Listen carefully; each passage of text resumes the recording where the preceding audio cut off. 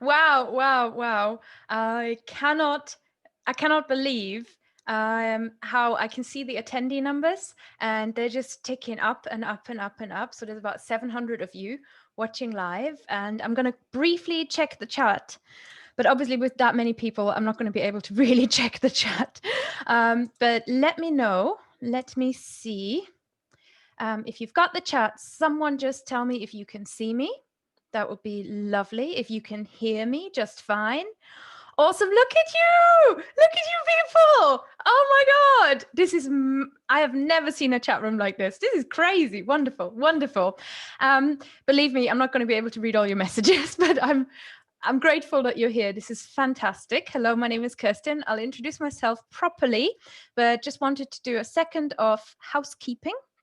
I have got the Q&A function, and I'm going to try at the end of my presentation to leave about 15 minutes so I can take your questions. And yeah, so you can ask your questions. But if you're asking a question in the chat, you might have just seen what just happened when people said hello. I'm not going to be able to keep up with that because I'll try and focus on telling you something that makes sense and is fun and entertains us all. But if you are using the Q&A function, I will try and get to you by the end of it. I can see a few of you are already using it. If you could please use the Q&A function, not to say hi, but to say so, but to participate and put some actual questions. That would be just helpful, but it's absolutely fine. We'll get through this totally with ease. And that's number one. So awesome, awesome, awesome. Lovely to see you all here. This is incredible. I have never seen a talk so busy. And the second thing I'm going to do is I'm going to share my slides with you now because I've got some slides and I want to just quickly check with you that you can see my slides. And then at any point during the talk, if you have any questions, if something comes up in your mind, if you've got questions about vocab, about languages or anything at all, if my cat comes in, welcome the cat in the chat room. Then just questions, please, in the Q&A and everything else in the chat. Now, let's get going and share some slides here. Whoop.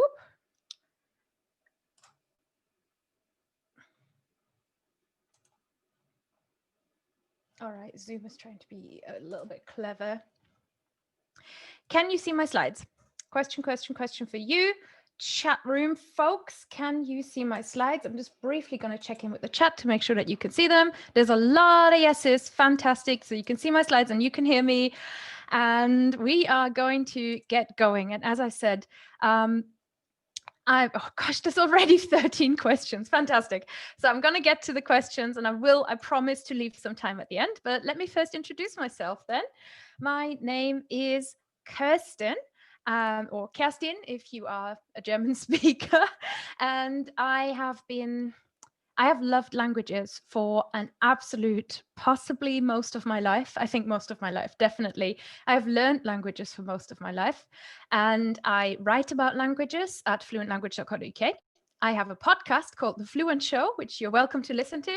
And I teach people about learning languages. I've got my fair share of courses that I have made and created, but my passion is really to help people get better at the study skills and the mindset. So we're talking study skills, we're talking about learning vocab. My own languages, my native language is German. Ich bin eigentlich aus Deutschland und bin mit 20 nach England gezogen. So I moved to England when I was 20. And I have learned lots and lots of languages in my life. The languages that I speak with confidence, I would say, are English, German, French, and Welsh. I've been learning Welsh for 5 years, and I love learning Welsh. I'm also a bit of a Spanish speaker. My Spanish is a lot more rusty. I'm learning Chinese. My emoji for Chinese somehow disappeared, but I've been learning Chinese for a year, working towards the HSK1. And I understand Luxembourgish because I am from that area of Germany. And yeah, gosh, I wish I could look at the chat and find out all about your languages. But maybe if there's any Luxembourgish learners, whoop, whoop, shout out to you. Moin. Okay. Just a quick one, already a few questions were asking about the slides, and I can make that possible. I can email those out to you after. I've also written you an action guide so that you can streamline your notes. And I would love for you to take advantage of the action guide. It's totally free. It's just putting together the most important points of this presentation. And it's very interactive. So you are actually encouraged to go through it as you are watching or as you are reviewing this presentation. And you can get that from fluentlanguage.co.uk, which is my website, /language show. It's there, it's free for you. And yeah, just pop your email address in and ta-da, magically the action guide will come your way. I'll remind you of this later on as well. But let's just admire how I made the thing spin. That's amazing, isn't it? Now, why are we here?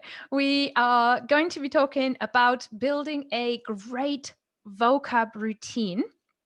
And making a great vocab routine, what does that mean? What does that mean to us, and why does it matter? Well, you can't really learn a language if you're not also focusing on the vocab of a language.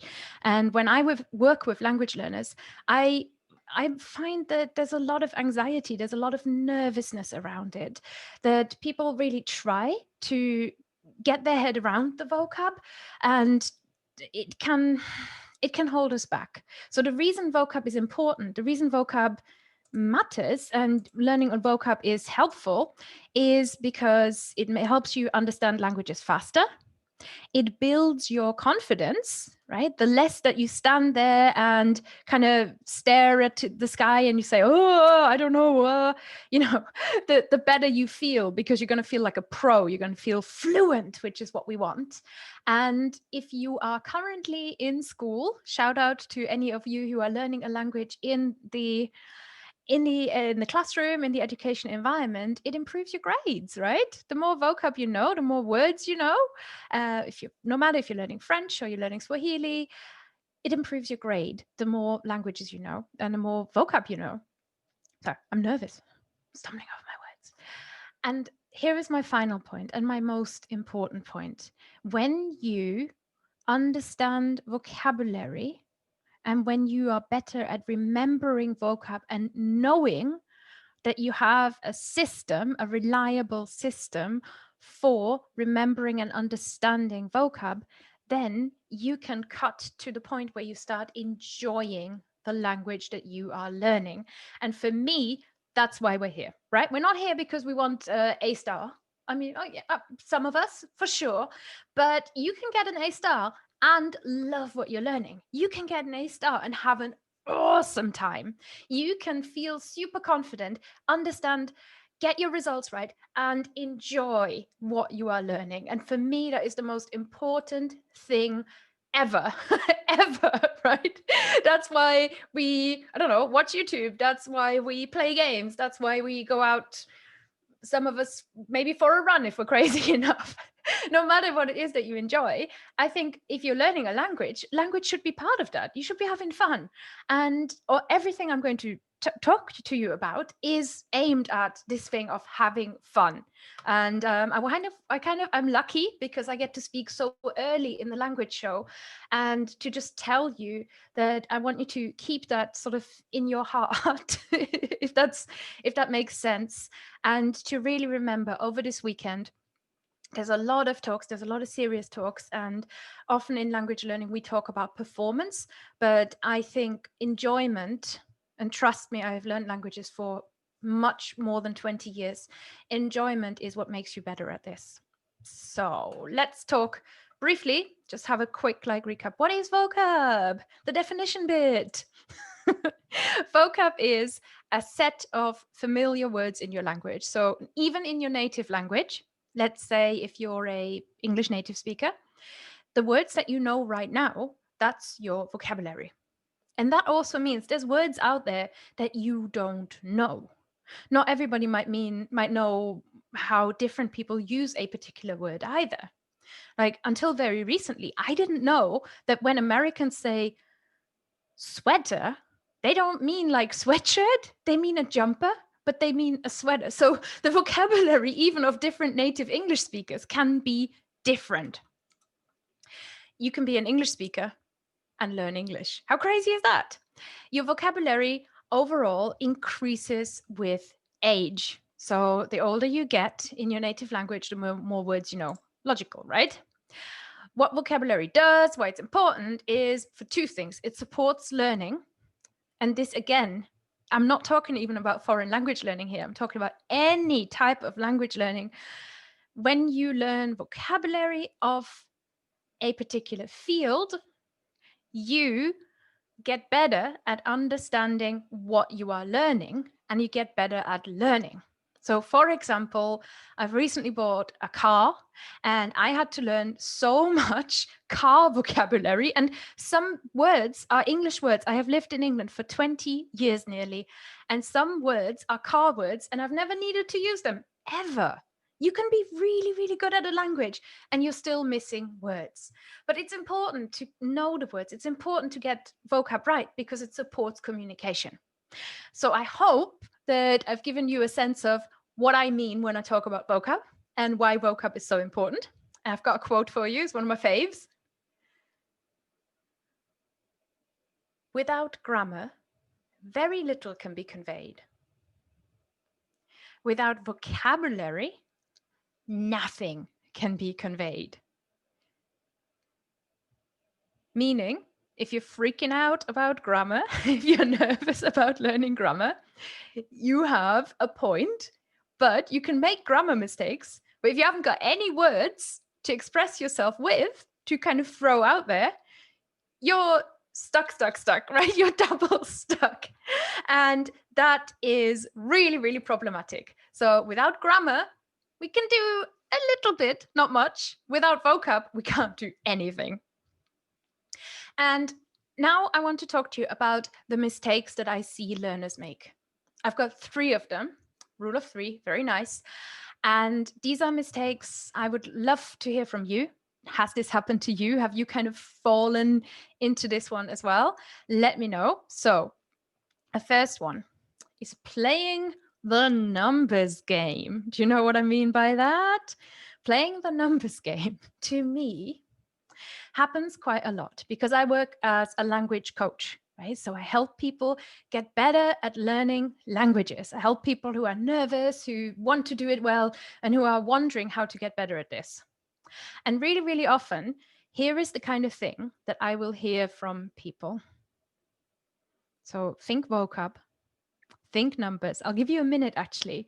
What is the kind of thing that might have even gone through your head when you are learning a language that has a number attached to it? It's things like this. I want to learn 2,000 words in the next 3 months. This usually happens because somebody has read somewhere that they have to learn this number 1,000 words in order to be able to speak at this kind of level. Right? How many words do I have to learn? Exactly that. How many words do I have to learn so that I can then use my language? This is so common. You guys, you've got it. You've got it.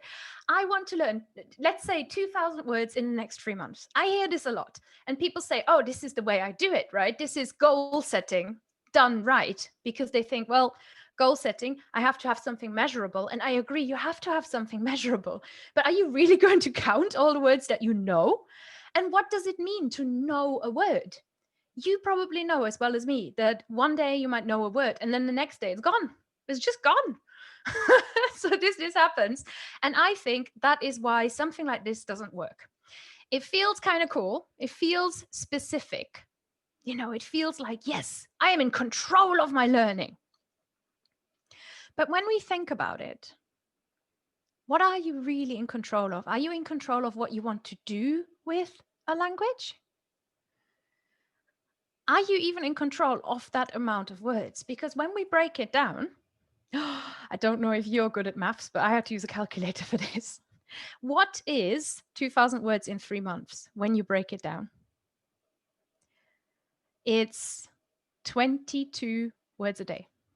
22 words a day means you're learning 22 words today. Easy, right? You can memorize 22 words in a day. Tomorrow, you're going to have to remember those 22 and then another 22, right? Because that's the goal. You're working towards your goal. Next day, guess what? You have to know 44 words all of a sudden in 3 days, and then another 22. And this adds up, adds up, adds up, adds up. So 2,000 words in 3 months sounds doable. It sounds like you can do it. And I've spoken to many language learners who have told me, yeah, this is my plan. It's difficult for me to react to that because I don't even know how to tell them, you're on the wrong path. This isn't going to work. Because the ambition is nice, but please don't count it, right? Please don't actually play the numbers game all the way to the end. Even because some of you might be thinking, well, okay, 22, that's too much. But what if I just did 10 words a day? Even a quarter of this, so let's say 5 words a day, that's still too much if you want to build active vocab. And active vocab, so there's a difference between passive and active. Passive vocab is all the words that you can sort of recognize when you see them, but you wouldn't use them yourself. Whereas active vocab is all the words that you can actually say. So for example, I was listening to the Welsh radio this morning, and the presenter was using the word cyfan, and I sort of know what cyfan means, and I can kind of figure out what it is. So it's in my passive vocab, but I'm not confident enough, and I don't remember it in the right place yet in my sentences to actually be able to say, oh, ara cyfan, da, da, da, da, da. Right? So its word is in my passive, but it's not in my active words. It's not Kevin, it's cyfan. So here's what I think about learning 2,000 words in 3 months, or whatever it is, like this number in this time. There's something about memory and the way that language learning and memory are talked about together that to me feels just very robotic, very kind of soulless. The idea is it's kind of like the higher your number, the higher your like statistics, the better your result, right? And to me, the reason that doesn't quite work is because we don't use language because we want to perform saying as many words as we know, right? You don't go, let's say, to your friend who is a native Russian speaker and you want to surprise them. You want to say happy birthday in Russian. You don't go, birthday, cake, party, aging, da, da, da. You don't just shout all the words that you know at them, right? You want to just say a sentence, a meaningful sentence. And someone who summed this up really, really well is these two people who've written one of my favorite books about language learning. It's about adult language learners. And they're called Roger Kreutz and Richard Roberts. And I talk about them a lot. So, and I've interviewed Roger from a podcast, and they're awesome. They're really, really awesome. The way that they put it in this book is the real test of how well you speak a language is how easily you communicate when you are using that language. And the pleasure you derive from speaking it. So not how many words do you know, that kind of doesn't matter. You can have an awful lot of fun and communicate really, really well with 50 words. I promise you, because I've done it, and I'm the world's worst Russian speaker, and I've had a great time in Kazakhstan. So it's the numbers game to me is a losing battle. Let's not do it. Mistake number 2 comes behind door 2, which is waiting to be perfect, waiting for perfection, perfect recall. You have to have 100% on the whole list. You have to make sure, like Duolingo hearts have to be perfect. The computer has to say yes before you can have fun in your language. And I was telling you earlier about having fun. So I want you to think, maybe close your eyes for a second or something. Think about something that you really want to do in your language. Something that sounds like it would be absolutely awesome. I know a lot of you might mention travel now or think of travel. So let's say traveling is fine. Let's say we don't live in a world where we are living on Zoom, but maybe it could be something like cooking. It could be something like reading. I have a few clients who just want to read high literature in the other language. It could be something like, I want to text my friend and just, use texting language. Think about something like that, whatever it is. For me, it used to be, I want to go to a gig and see my favorite band in England. That was the dream for so many years, right? So think about something for having fun. Do you need to be perfect for that? Can you not just do it? And here is the next thing. Isn't doing it going to kind of help you learn a language and get better? I think yes. It's about applying what you're learning. So if we're thinking teacher language, I guess, we want to apply what we're learning. And you don't just learn things and then apply them. You can actually learn them as you are applying them. And what that means to me is making mistakes when you are speaking and just having a great time and smiling about the mistakes. It's fine. It's fine. I know if you have a teacher and you have to do it in an exam, that's a different kind of situation. But I'm kind of talking about real life here and the things that are fun. Are exams fun? Not to me. The second, maybe listening to new songs. And as I was writing this slide, I remembered that I've got a list of Spotify playlists that you can download from my website. So if you're interested, write that down and go to the website at some point. You can get Spotify playlists in lots and lots of languages from me and from my friend Lindsay. And you can also search for new vocab words. And I really like to do that. So let's say, imagine I had just learned the Chinese word for work, 工作, right? Obviously, I know this word now, right? You hear me saying it. But let's say I just learned this word.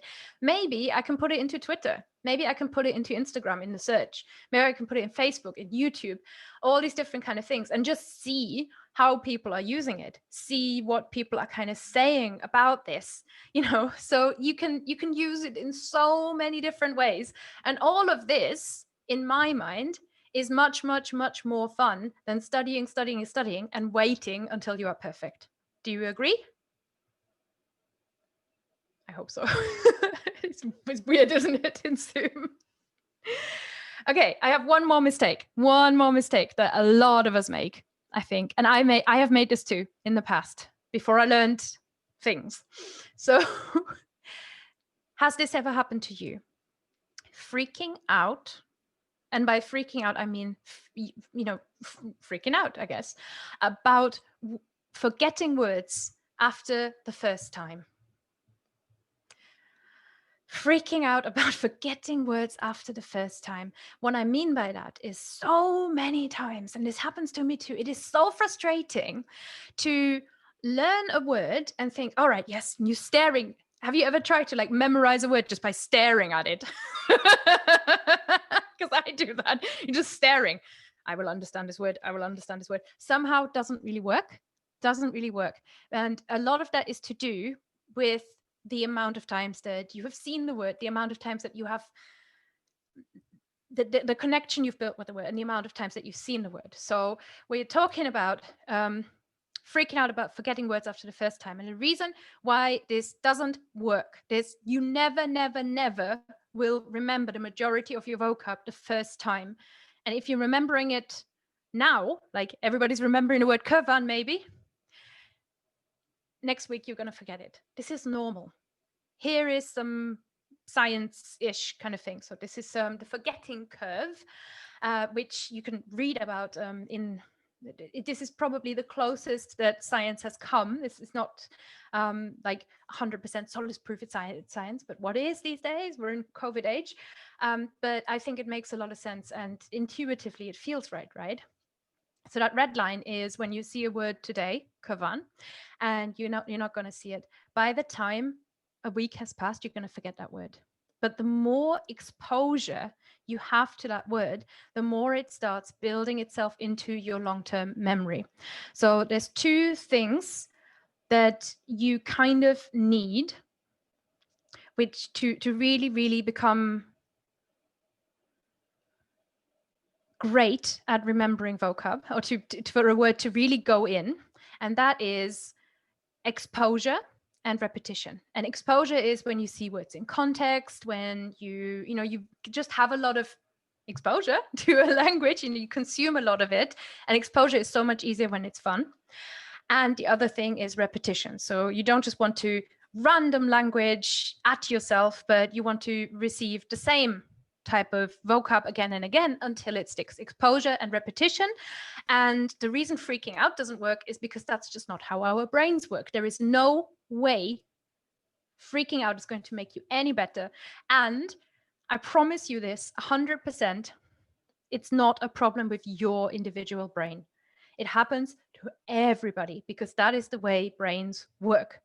And remember the exposure issue, because a lot of times what I see people doing is just put words into like Memrise or Anki or Quizlet or whatever, like whatever app. And I do this too. And if they are just in there and you don't have them in context, you're not going to remember them. The thing that I always tell people who are really, really worried about forgetting, this is one of my absolute, I love this. This is in my heart, makes me feel so much better.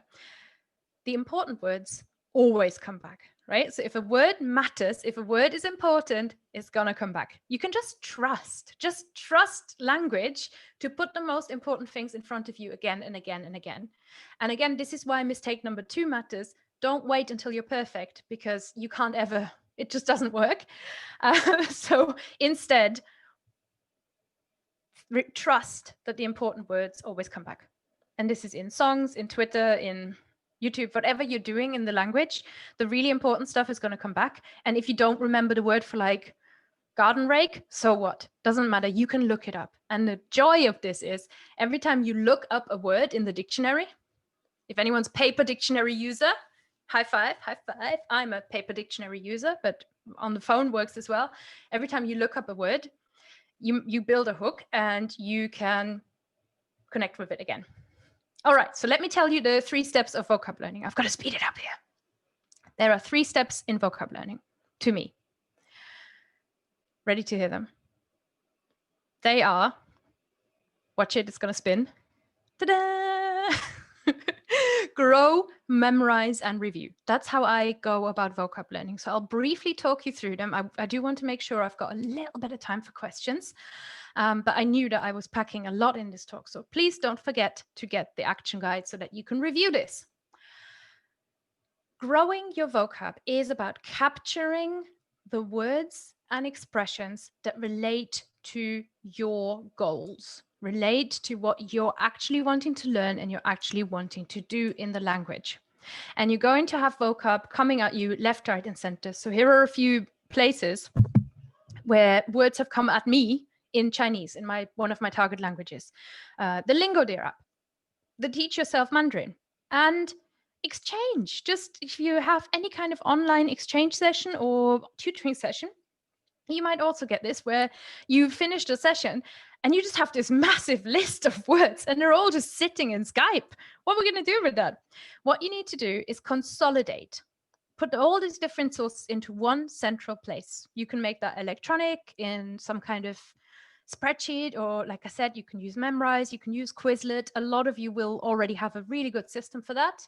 Or you can use paper. That's what I do. I just write them all down in a notebook and then I know where they are. And then they haven't escaped. This is really important it's really important to capture and consolidate your words by yourself, because you don't want that chaos and you don't want to just take every single word at face value and think you have to remember every single one of them. This is not true. Remember, the important words always come back, and you're learning a language for a specific purpose and a specific reason. So before you get all hung up on memorizing the word for carburetor, don't worry about it if you think I'm not going to use this word, right? That is a really important point. Step number 2, memorize. Memorizing works in lots and lots of different ways. I don't have a lot of time in this talk left, but I'll talk you quickly through these and see if I can pick up any in the questions. And you will also, if you're interested, I've got a whole online course where I really go into detail and I have demos and everything. So do check that out. So mnemonics is any kind of bridge that you're building. So it could be like a little rhyme. It could be something that this word sounds like. It could be something that connects the words to something that's already in your mind. Often it works with like a picture. So for example, I'm going to type this in the chat so that you can see the word. I'm going to use this one because it's one of my favorites. Coweno. Coweno. It's Welsh. It means to complain. To me, it sounds like queen, right? So I keep thinking about the Queen of England and the Queen of England complaining. That is it. The Queen of England, she's not having a great time and she's complaining. So it helps me remember that this word means complain.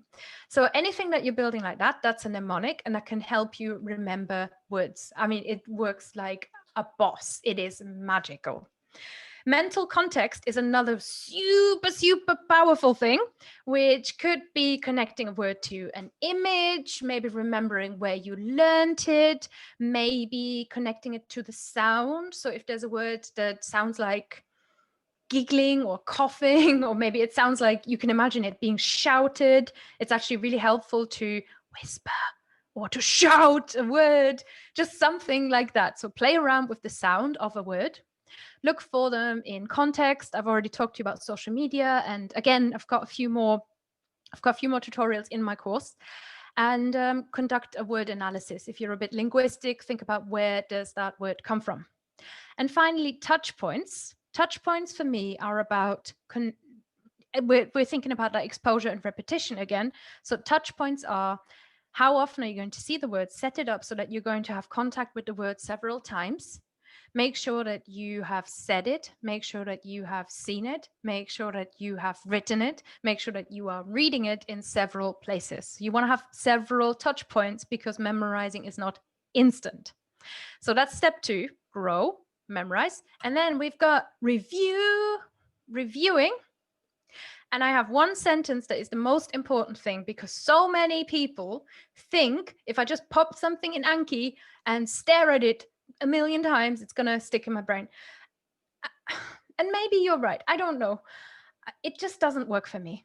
I have tried this many times. And it's the same when I write it by hand. So it's not about the method. It's just about if I just have the word there, it's really hard to like stick with it. It'll just fall out of my brain again. So I have one sentence for you, and that is the best way to review words is to use them. This is super important. The best way to review words is to use them. And this goes back to my first advice, which is don't wait until you're perfect before you use your language. Your language is not something that you are supposed to like. It does. You don't have to prove anything. No one's going to judge you. You shouldn't have to worry about this at all. And I don't want you to worry about this. I want you to just go, what can I do with this that is the most fun thing I can do today? And just try it. Just be bad at it. It's fun. It is fun. And that is certainly how I work with my clients, 100%. So just a quick reminder and a quick summary. You want to have that structure, grow, memorize, review, set yourself up a system, review regularly, be clear about why you're learning vocab, and practice all 4 core skills, which are listening, reading, speaking, and writing. All of this is super important. And quick reminder, it spins. I'm so happy. This is my little gift for you. I've spent a good hour writing this morning, so hopefully it's fun. Hopefully you enjoy. Try it out. It is called the Action Guide, and it goes hand in hand with this video or these slides. So I will also, later on, I'm going to go to the page where you can download this, and I'm just going to pop my slides on there as well so that you can view them if you want. Yeah, and that was essentially me. Okay, I have had a good time. I'm doing well for time. I've got another 10 minutes, so I'm going to go through the Q&A now. And it's been absolutely wonderful talking to you so far. Like I said, I can't see the chat, so please don't like pop your email address in the chat or something. There's too many of you, which is great news. Okay, here I am. 900 of you. Holy moly. Oh, let's see. Okay, I hope you can see me now. Let me just run through the questions. I'll see if there are any kind of themes, anything particular. I'm hoping you enjoyed yourselves. Let's see. Oh, there's more coming. Okay, I'll start at the top. Will the slides be sent out afterwards? We've covered that, and I believe that you're also going to be able to review the vocab presentations. So they're going to be up on the Language Show website, or however it works. So the Language Show will keep them accessible so that you can review it. And I would strongly recommend, if you got yourself the guide, do review them. Do review this presentation. I'm very grateful if you want to, certainly. Okay, we've got, will the slides be shared afterwards? Just going to run through this because a lot of you asked a similar question. So the recording should be available. It won't be available forever. It's be for a limited time.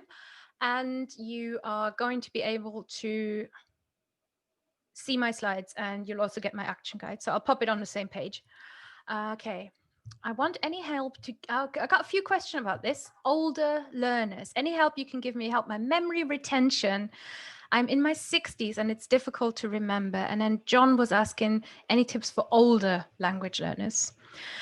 Now, the tips that I have given you, they apply to every brain, every learner. The trick really is to make that vocab rich. And I found that with a lot of my older learners that I'm working with, one of the key things is actually that you build nervousness, right? So you get a little bit more anxious about forgetting, which means that third mistake, the freaking out when you're forgetting, it gets stronger because you are worried that you're going to be more forgetful because you are older, because that's how physiologically it works. But it doesn't work that badly. It's not actually that bad. It doesn't mean something new can come in. So I would say just be gentle with yourself. Don't set big goals. Don't expect too much from yourself. And trust me, someone who is 20 is not actually that much better than you are. 100%. It's about study methods. It's about confidence. They might feel more confident, but it most certainly isn't necessarily that there is a huge physiological difference, because even with all this memorization, you're only using your brain you're only using a limited proportion of your brain.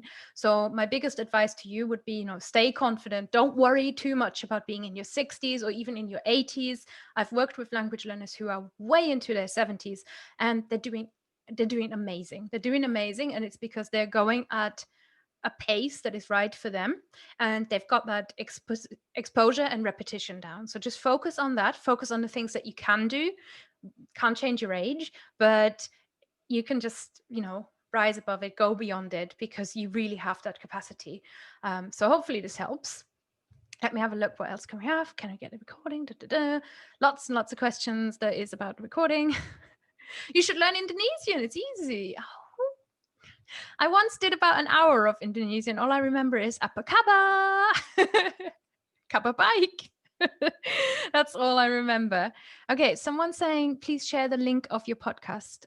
My podcast is called The Fluent Show. Let me pop it in the chat. Oh, the chat is so crazy. Wow.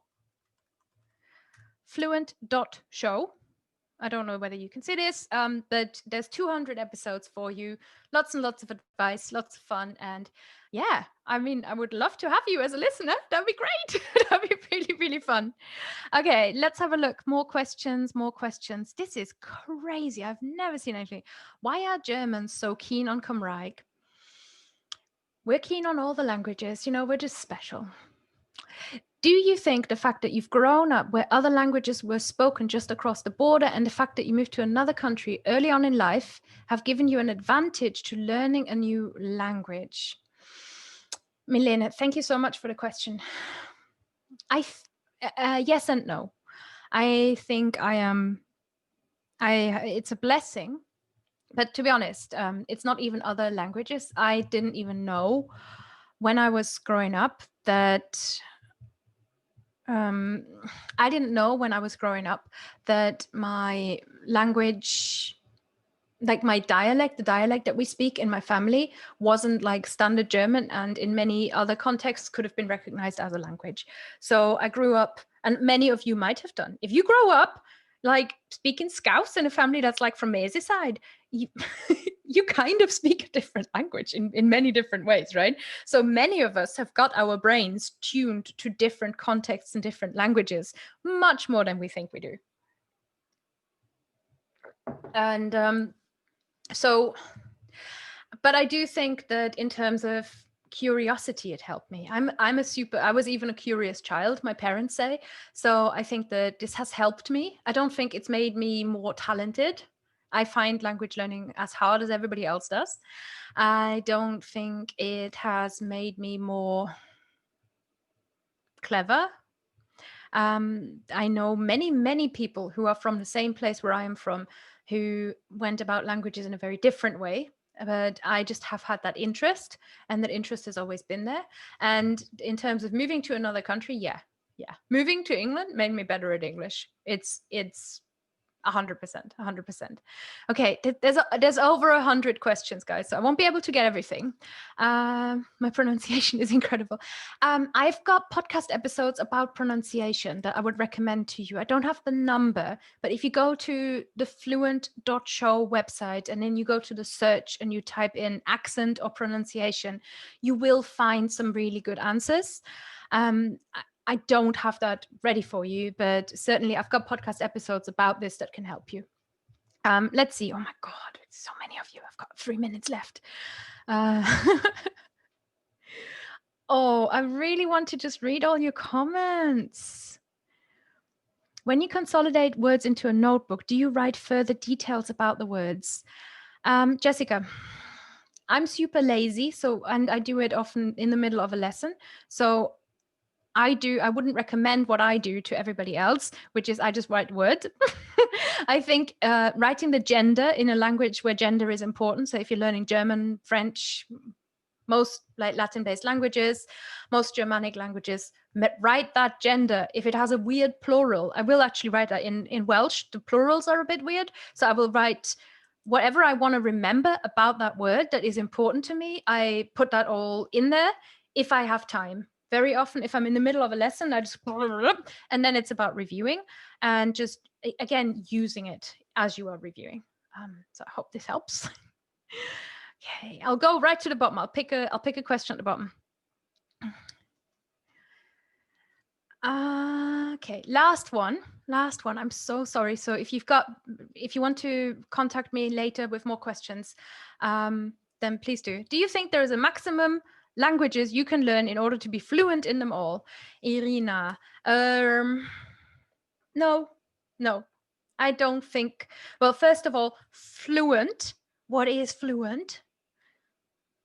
But if you're thinking competent, being able to speak, being able to respond rather quickly in conversations, no, I don't think there is a maximum. I think we are limited because we have got limited lifespan, like life expectancy. And, we're going to run out of time, like human lifetime after a while. But I don't think there is a limit to how many languages you can learn. I think that would be really sad and it would be a shame. And actually, there is something called metalinguistic awareness, which makes it easier for you. With every new language you learn, you get better at learning languages in general, because you get a better, I guess, instinctual feel. If we do believe in this Chomsky universal grammar, if we think of all of that, like language and communication has got a certain structure, most languages around the world do. So you only get better at the whole thing, if that makes sense. But your brain is kind of limited to because we need exposure and repetition over time. What you can't do is just instantly bang a language into your head and keep it there. But I certainly look forward to learning. I think in my lifetime, I'm now 37. I think I can do another 5, surely. Right? What about you? What about you all? Okay, I'm going to spend my last few minutes in the chat before I close this down. This has been Really, really fun. Thank you so much for checking out my we got some Welsh speaker. Croeso, ti'n croeso, Caroline. I'm glad you've enjoyed it, and I hope it kind of gave you a different perspective on vocab. I hope it gave you some new ideas on how to learn this. I cannot believe how many of you that were here. I've never spoken to this many people all at once. I've been so nervous this morning. Yes, yay! So, diolch yn fawr I chi. Vielen, vielen lieben Dank. Merci à vous. Thank you all so, so much. I guess that's it.